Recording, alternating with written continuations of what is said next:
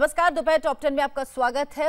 मैं हूं आपके साथ अर्चना सिंह। शुरुआत ओडिशा से आई एक बेहद दर्दनाक खबर से, जहां दो बसों की रेस में एक दंपत्ति की मौत हो गई। यह हादसा ओडिशा की राजधानी भुवनेश्वर के पास हुआ। सवारी बिठाने के लिए दो बसों में आगे निकलने की होड़ हो रही थी। इसी दौरान बाइक से जा रही एक दंपत्ति बस की चपेट में आ गई और मौके पर ही उनकी मौत हो गई। उनकी मौत के बाद बस का ड्राइवर और कंडक्टर वहां से फरार हो गया। दो लोगों की मौत के बाद स्थानीय लोग भड़क गए। लोगों ने दोनों बसों में तोड़फोड़ की और बस में आग लगा दी। पुलिस ने हालात को काबू में करने के लिए लोगों को हटाना शुरू किया और हल्का बल प्रयोग कर भीड़ पर काबू पाया। बस में लगी आग कितनी भयानक थी, इसका अंदाजा आप तस्वीरें देखकर लगा सकते हैं। थोड़ी ही देर में आग ने पूरी बस को अपनी चपेट में ले लिया। बस में तोड़फोड़ भी की गई और इस वजह से बस के शीशे भी टूट गए। पुलिस बस के फरार ड्राइवर की तलाश में लगी है।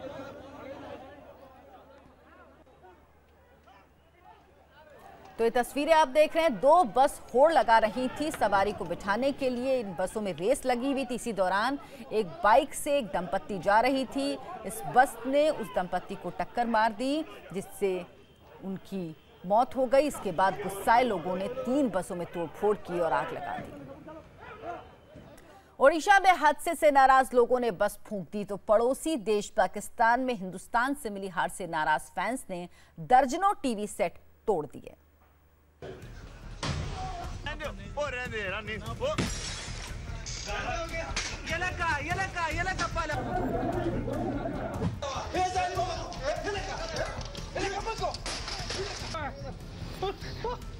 बर्मिंघम में जैसे ही पाकिस्तान का आखिरी विकेट गिरा, पाकिस्तान में लोगों ने टीवी सेट फोड़ने शुरू कर दिए। एक पाकिस्तानी फैन ने तो टीवी देखते देखते उस पर बोतल दे मारा और टीवी चकनाचूर हो गया।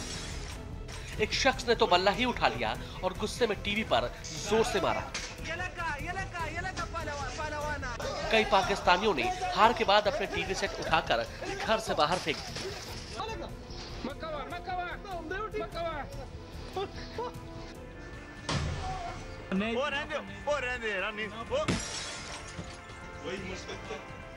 पाकिस्तान के टीवी चैनल जियो टीवी पर हार के बाद शोएब अख्तर ने तो यहां तक कह दिया कि पाकिस्तानी टीम के पास कोई प्लान था ही नहीं और वो बिना किसी तैयारी के उतरी थी। पाकिस्तान को रन चेस में जाना पड़ता तो पाकिस्तान टीम बड़े इमेच्योर तरीके से अपना इनिंग्स का आगाज करती है। पाकिस्तान के टीम के ओपनर्स कट फॉर रोल नहीं है। पाकिस्तान के मिडिल ऑर्डर आइडेंटिफाइड नहीं है। पाकिस्तानी फैंस को भारत से हार का गम तो है, लेकिन हार इतने बड़े अंतर से होगी ये किसी को उम्मीद नहीं थी। इसलिए जब हिंदुस्तान ने पाकिस्तान को चैंपियंस ट्रॉफी में पटखनी दी तो पाकिस्तान के लोगों का सब्र का बांध टूट गया और घर घर टीवी टूटने लगी।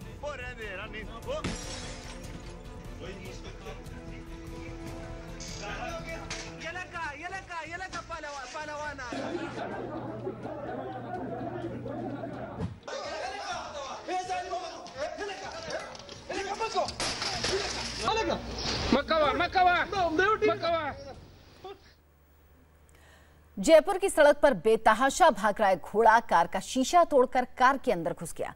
कई घंटों की मशक्कत के बाद घोड़े को कार से बाहर निकाला गया। जयपुर से आई ऐसी तस्वीर आपने आज से पहले कभी नहीं देखी होगी। एक घोड़ा दौड़ता दौड़ता एक कार से टकराया और कार के आगे लगा शीशा तोड़कर कार के अंदर जा घुसा। दरअसल एक तांगा वाला अपने घोड़े को सड़क किनारे बांधकर कहीं चला गया था। चारे की पोटली घोड़े के मुंह पर बंधी थी। घोड़ा गर्मी बर्दाश्त नहीं कर सका और रस्सी तोड़कर निकल भागा। इस दौरान चारे की पोटली आंखों पर आ गई और उसे कुछ भी नजर नहीं आया। घोड़ा पहले 2 बाइक सवारों से टकराया, फिर वो कार से जा टकराया। कार का शीशा टूटा और घोड़ा कार की अगली सीट पर जा फंसा। आप पीछे ले लें यार, अगर ये घोड़ा इधर निकलेगा, बाहर ही निकलेगा मेरे को तो लगता है।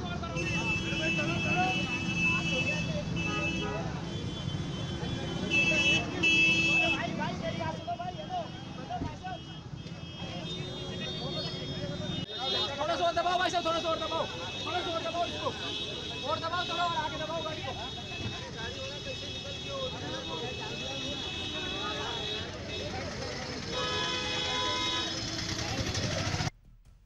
कई घंटों की मुशक्कत के बाद घोड़े को कार से बाहर निकाला जा सका। हादसे में घोड़ा तो घायल हुआ ही, कार के ड्राइवर पंकज जोशी भी बुरी तरह घायल हो गए। कार का शीशा टूटकर पंकज जोशी के शरीर में घुस गया। फिलहाल उनकी हालत स्थिर है। मोदी सरकार के मंत्री को मोबाइल फोन का नेटवर्क हासिल करने के लिए पेड़ पर चढ़ना पड़ गया। बीकानेर से आई ये तस्वीर मोदी सरकार के डिजिटल इंडिया के सपने पर सवाल उठा रही है। ग्रामीण इलाकों में मोबाइल फोन के नेटवर्क का क्या हाल है, वो इस तस्वीर को देखकर समझा जा सकता है। मोदी सरकार में वित्त राज्य मंत्री अर्जुन मेघवाल को फोन पर बात करने के लिए पेड़ पर चढ़ना पड़ा। सीएम साहब, मैं अर्जुन मेघवाल बोल रहा हूँ। नमस्कार, मैं धोलिया गांव आया हुआ हूँ, श्री डूमरगढ़ के पास, और यहाँ एएनएम सेंटर नहीं है। मेरे को ये छत पे चढ़ा दिया, इन्होंने छत पे क्या पेड़ पे चढ़ा दिया। यहाँ से फोन कर रहा हूँ, ये टेम्परेरी खोल देना एक एएनएम सेंटर। कल से ही कोई नर्स लगा देना, टेम्परेरी जगह दे देंगे और एक बार खोल देना, बाकी रेगुलर अपन बजट में कराएंगे। ठीक है, खोल दे। अर्जुन मेघवाल रविवार को बीकानेर जिले से 12 किलोमीटर दूर ढोलिया गांव पहुंचे थे। लोगों ने अपनी समस्याएं बताई तो मेघवाल ने अधिकारियों को फोन लगाने की कोशिश की। मोबाइल का नेटवर्क नहीं मिला तो गांव वालों ने पेड़ पर चढ़ा दिया। नेटवर्क की समस्या से दो चार होने के बाद मेघवाल ने गांव में बीएसएनएल और दूसरे नेटवर्क टावर लगाने के लिए 13 लाख रुपए देने की घोषणा की। अब खबर इलाहाबाद से, जहां मुख्यमंत्री योगी आदित्यनाथ के दौरे के वक्त अस्पताल में कूलर लगवा दिए गए, लेकिन दौरा खत्म होते ही कूलर वापस हटा लिए गए। योगी आदित्यनाथ इलाहाबाद के स्वरूप रानी अस्पताल का निरीक्षण करने पहुंचे थे। मुख्यमंत्री के पहुंचने से पहले मरीजों के वार्ड में कूलर लग गए। मरीजों को लगा कि बेतहाशा गर्मी में उन्हें थोड़ी राहत मिलेगी, लेकिन योगी का दौरा खत्म होते ही अस्पताल से कूलर निकाल लिए गए। वार्ड में 20 कूलर लग जाने के बाद मरीज और उनके तीमारदारी में लगे परिजन बेहद खुश थे। हाँ, थोड़ा राहत तो है कूलर लगने से। इसके पहले तो बहुत गर्मी थी, उनके आने से जो है कूलर की व्यवस्था कर दी गई है, जिससे थोड़ा रिलैक्स हो गया है। कल लगा है, ऐसा ही लग रहा है कि उन्हीं के आने से हुआ है, क्योंकि अब कल ही लगा है तो ऐसा ही लग रहा है।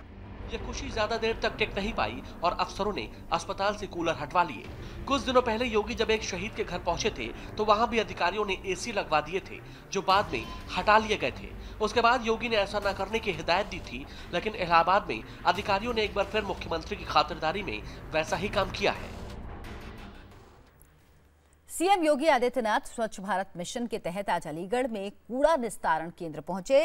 विकास कार्यों की समीक्षा के लिए अलीगढ़ पहुंचे योगी आदित्यनाथ ने कूड़े के मैनेजमेंट को लेकर अफसरों से जानकारी ली। जिस वक्त योगी आदित्यनाथ यहां दौरा कर रहे थे, उन्होंने चेहरे पर मास्क लगा रखा था। योगी आदित्यनाथ के दौरे में उनके साथ यूपी के गन्ना राज्य मंत्री सुरेश राणा भी साथ थे। सुरेश राणा ने कहा कि योगी आदित्यनाथ पीएम मोदी के सफाई मिशन को आगे बढ़ा रहे हैं। जम्मू कश्मीर में सीआरपीएफ कैंप पर आतंकी हमला आज नाकाम हो गया। सुरक्षा बलों ने 4 आतंकियों को मार गिराया। आज तड़के 3:50 पर आतंकियों ने बांदीपुरा के सीआरपीएफ कैंप पर हमला बोल दिया। ग्रेनेड से हमला किया, संतरी पोस्ट को निशाना बनाकर फायरिंग की और फिर दीवार कूदकर कैंप के अंदर जाने की कोशिश की, लेकिन पोस्ट पर तैनात जवानों ने पलटवार किया और एनकाउंटर में 4 आतंकी मार गिराए। आतंकियों के पास से 4 AK-47 राइफल समेत हथियारों की बड़ी खेप बरामद हुई है। महज 30 मिनट के अंदर सारे आतंकी ढेर हो गए, लेकिन इस ऑपरेशन में सुरक्षा बलों को जरा भी नुकसान नहीं पहुंचा। आतंकियों का सफाया करने वाली टीम चेतन चीता के बटालियन की है।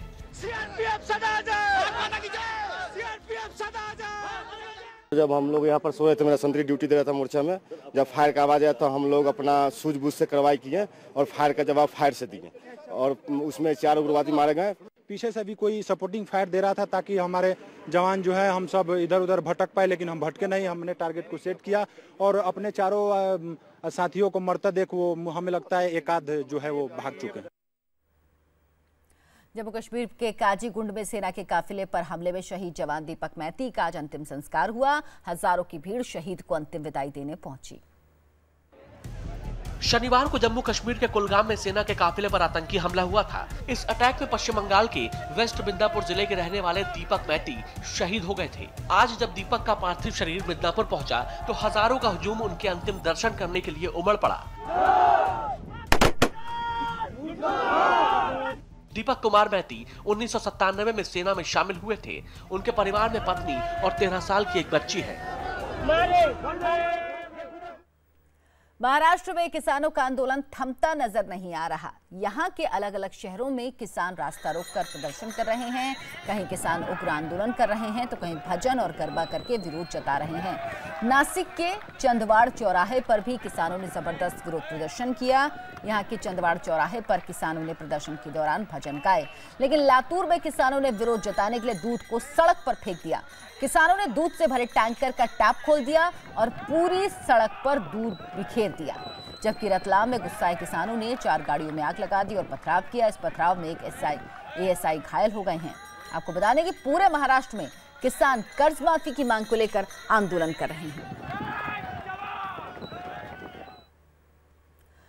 बरेली में एक बस में आग लग जाने से मुसाफिर जिंदा जल गए। 22 लोगों की मौत हो गई और कई घायल हैं। दिल्ली से यूपी के गोंडा जा रही बस बरेली के बड़ा बाईपास पर आधी रात 2 बजे सामने से आ रहे इस ट्रक से टकरा गई।